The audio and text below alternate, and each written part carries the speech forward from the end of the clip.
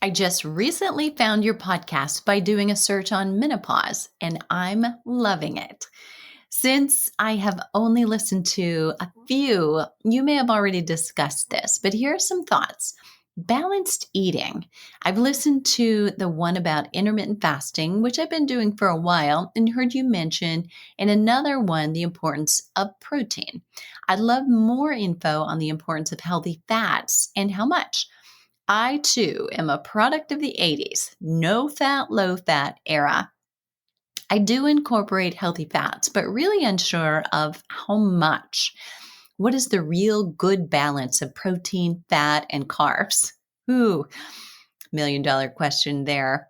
Another thing I'm interested in is fitness ideas and examples of good workouts if you don't have weight to lose, but you want to build strength. Thank you. That question is from Lauren. And Lauren, I'm answering your question in today's episode. I'm Deborah Atkinson. You're listening to Flipping 50, where I address your top struggles and concerns, and I share what to eat, how to move, and how to change your mindset so you can have the energy and the vitality that you want, need, and deserve in the second and better half. And today's episode is brought to you by the 5-Day Flip.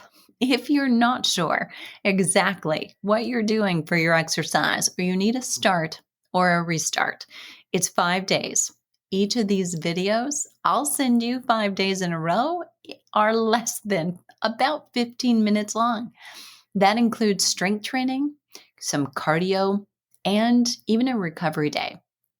I'm giving you so much more than just 5 days of exercise videos. What I'm giving you is how I plan and lay out my own and my private clients' workout weeks.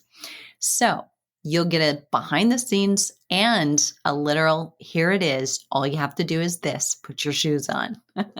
I'll leave the link in the show notes. So back to Laura's question. So it's a loaded one. Actually, she snuck a lot into one request, and I'm going to try to come back and answer all parts of it. So first of all, let's talk about this thing of healthy fat.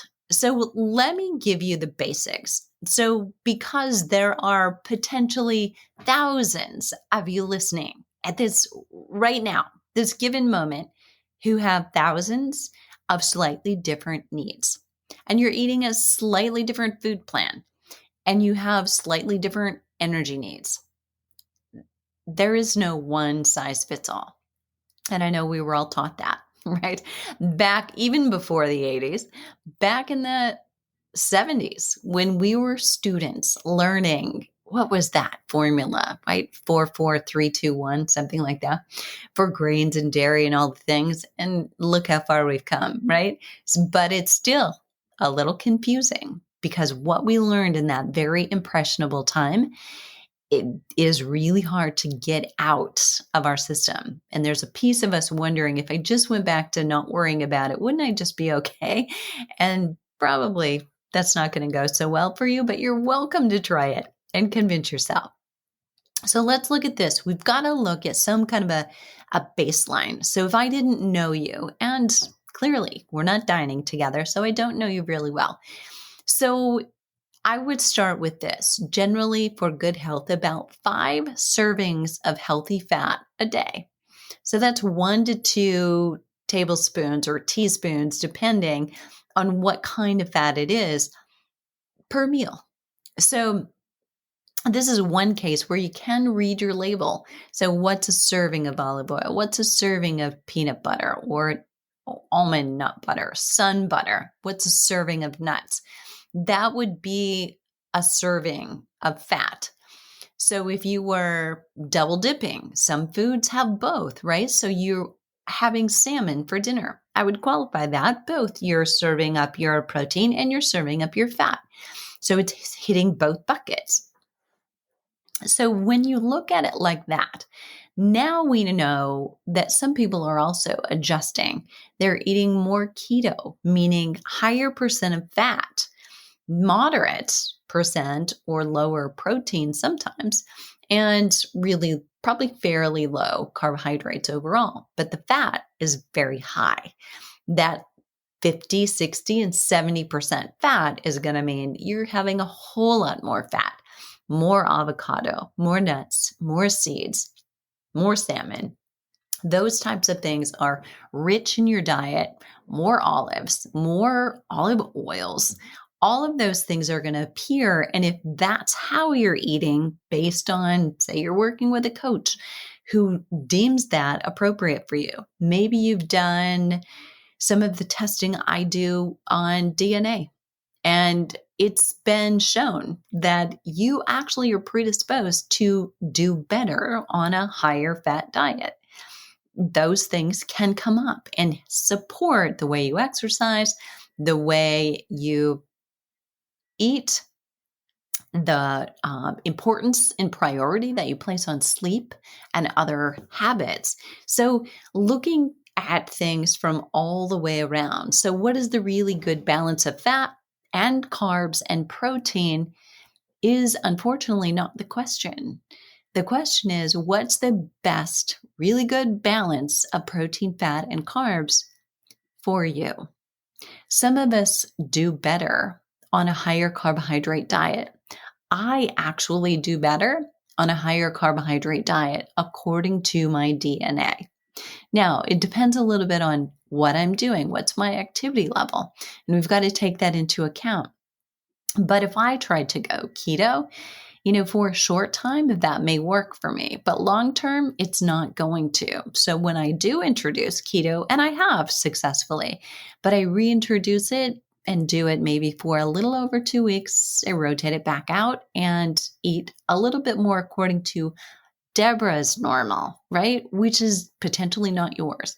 So there is some experiment going on. You've got to be doing it, but you've got potentially 50 years of data.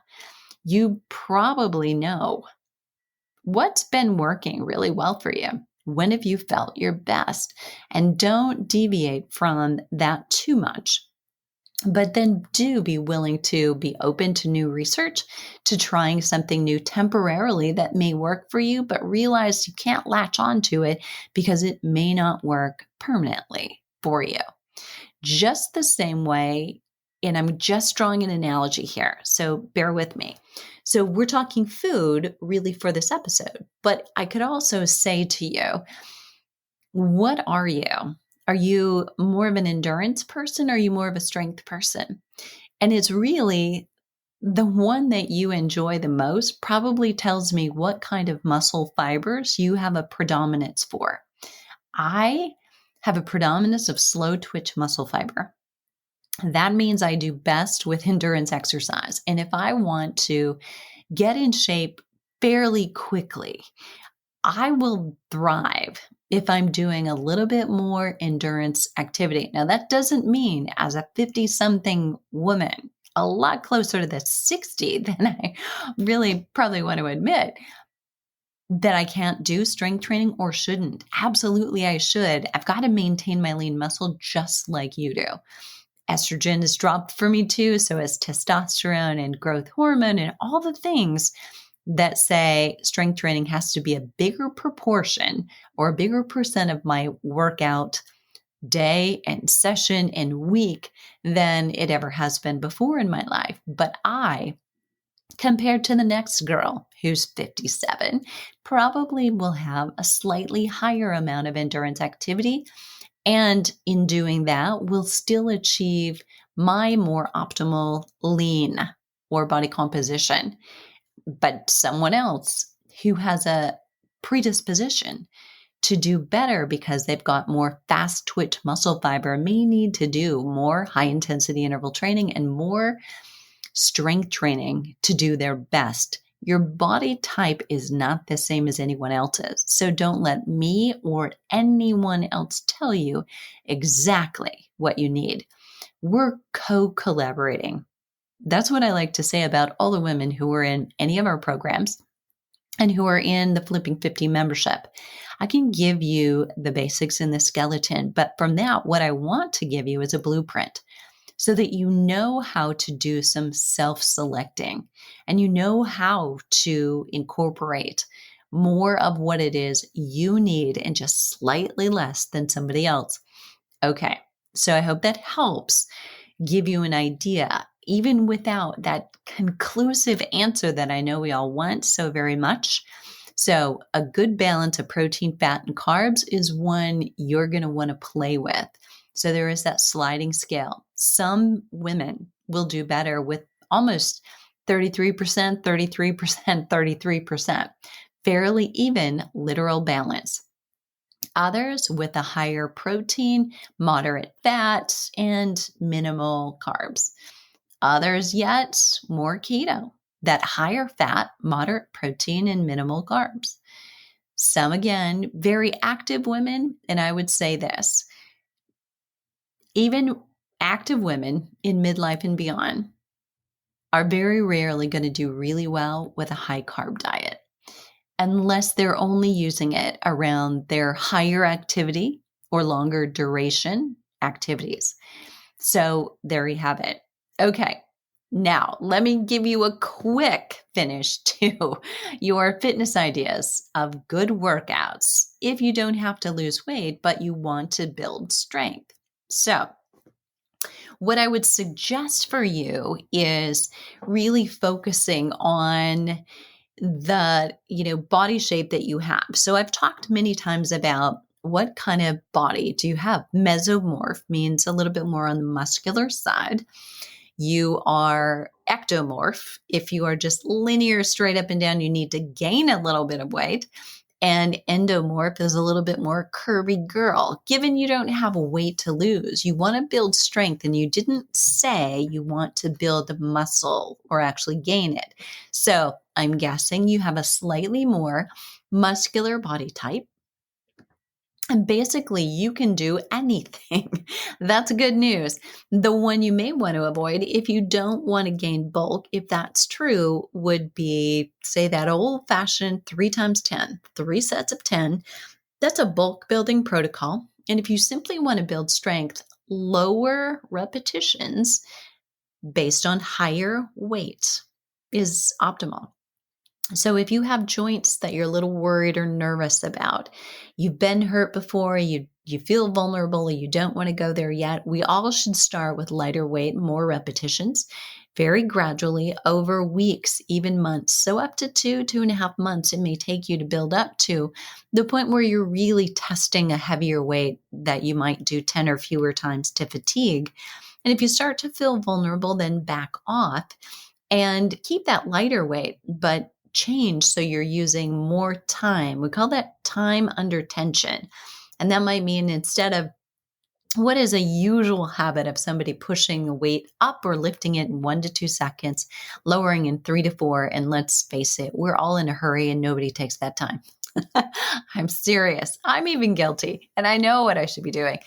But making yourself say lift in 3 or 4 seconds, hold it and pause at the top, and then lower in 3 or 4 or even 5 seconds.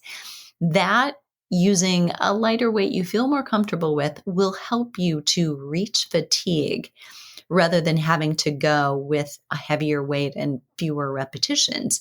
You'll stay safe and still be overloading your muscle. That's the key. I hope that helps. Thanks so much, Lauren, for asking. And if you're listening and you've got a question, this question came from our Flipping 50 Insiders group. It's on Facebook. It's Flipping 50 Insiders, and it's open to the public. Just request access. I'll ask you a few questions so I know how we met, whether it's from the podcast, from Flipping 50 TV episodes, or from the YouTube channel. And then you'll be granted access, and that's where you can have a conversation with me and with other women who are listeners. But it's nice to know everybody there is flipping 50, just like you. What are you waiting for? Let's get started. Flipping 50 today.